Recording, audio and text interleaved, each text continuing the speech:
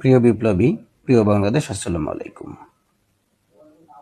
আজকে নাসিরউদ্দিন পাটোয়ারি ভাইকে সমালোচনা করেছিলাম, গঠনমূলক সমালোচনা, যে তিনি যেন কোনোভাবে কোনো উস্কানিমূলক কথাবার্তা না বলেন এবং কাউকে যেন ফাঁদে ফেলার চেষ্টা না করেন। সেটার ফলাফল আসলে ভালো হবে না। কেন বলেছিলাম? যে বাংলাদেশে গত ২ বছরে আইন শৃঙ্খলা রক্ষাকারী বাহিনীর যে ভগ্নদশা, এই ভগ্নদশাকে কাজে লাগিয়ে আওয়ামী লীগ পুরোপুরিভাবে কামব্যাক করেছে এবং তাদের প্রশিক্ষিত বাহিনী সারা বাংলাদেশে ছড়িয়ে ছিটিয়ে আছে।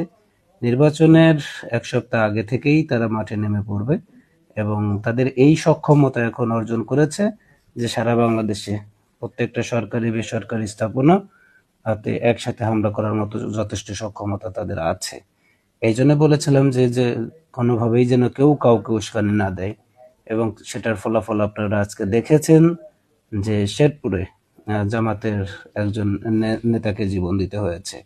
এবং আপনারা যদি একদম ঢালাওভাবে এটা বলে দেন যে এটা শুধু বিএনপির নেতারাই করেছে, আপনারা এটা ভুল করবেন। কারণ প্রতিটা দলই কোনো না কোনোভাবে ফ্যাসিস্টকে পুনর্বাসন করেছে ভোটের জন্যে। এই ফ্যাসিস্টকে যে ভোটের জন্য পুনর্বাসন করা হয়েছে, যাদেরকে পুনর্বাসন করা হয়েছে তারা আসলে ভোটটাই চায় না। আপনারা যারা মনে করতেছেন যে আগামী নির্বাচনে হয়তো আওয়ামী লীগ কোনো দলের হয়ে ভোট দিবে, আপনারা এটা ভুলে যান। কোনো না কোনোভাবে শেখ হাসিনা এখনো বেঁচে আছে, হয়তো বেঁচে থাকবে নির্বাচন পর্যন্ত, এবং শেখ হাসিনার নির্দেশ যেটা আসবে তারা সেভাবেই কাজ করবে। সেটা ভোট বানচালের জন্য সব থেকে বড় ষড়যন্ত্র হিসেবেও কাজ করতে পারে, কারণ তারা জানে যে বিএনপিকে ভোট দিক, জামাতকেই ভোট দিক, ভোট দেওয়ার পরে তাদের উপর একদম নির্যাতনের স্টিম রোলারটা নেমে আসবে। কারণ তারা ১৭ বছর যেটা করেছে তাদের সেটা মনে আছে, তারা সেটা মনে রেখেছে।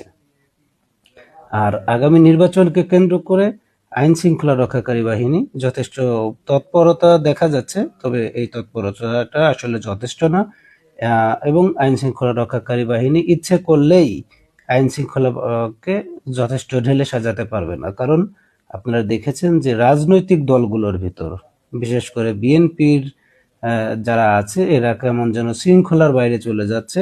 আর শৃঙ্খলার বাইরে যাওয়ার যথেষ্ট কারণও আছে, যেটা আপনাকে বলেছি যে আসলে ভোটের জন্য যাদেরকে পুনর্বাসন করা হয়েছে তারাই আসলে ভোটটা চায় না। তারা যখন ভোটটা বানচাল করতে চাইবে, এই নির্বাচনকে ভণ্ডুল করতে চাইবে, তখন তাদেরকে ঠেকানোর জন্য বড় দুটো রাজনৈতিক দলকে অবশ্যই তাদের আবার একই টেবিলে বসতে হবে, একই আলোচনার টেবিলে আসতে হবে। না হলে কি হবে? তৃতীয় পক্ষ যখনই এটা সুযোগ নিতে চেষ্টা করবে, তৃতীয় পক্ষ যখনই সুযোগ নিবে, তখন আইন শৃঙ্খলা রক্ষাকারী বাহিনী একেবারেই ভেঙে পড়বে। তাদের হাতে যথেষ্ট সক্ষমতা থাকবে না এই নির্বাচনকে সুষ্ঠু এবং স্বাভাবিক করার জন্য। আশা করি আপনারা সবাই বুঝতে পারবেন। কেউ কাউকে উস্কানি না দিয়ে আমার মনে হয় যে বিএনপি এবং জামাতের ভিতর মধ্যস্থতা হওয়া উচিত এবং এই নির্বাচনে যেন কোনোভাবেই প্রাণহানি না ঘটে।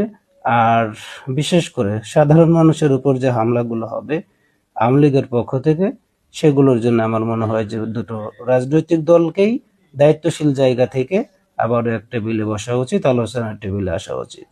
আশা করি সবাই বুঝতে পারবেন। ধন্যবাদ।